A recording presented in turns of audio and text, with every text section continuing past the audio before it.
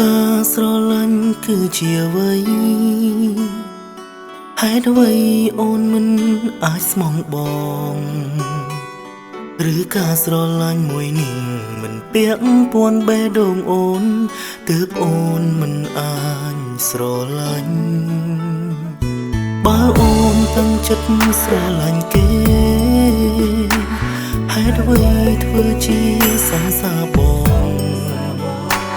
ស្រឡាញ់យកគួរបងស្មានថាជារឿងបេះដូងធានពិតនៅក្នុងចិត្តអូនមានគេហើយ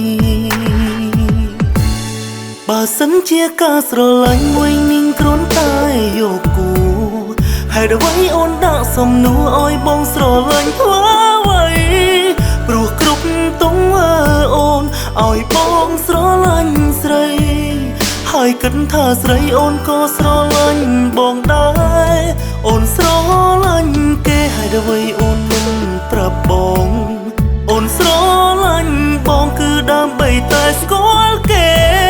ជ្រុលខ្លួនធ្វើមនុស្សស្មុងមិនចង់លះមងស្នេ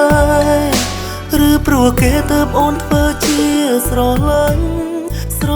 បង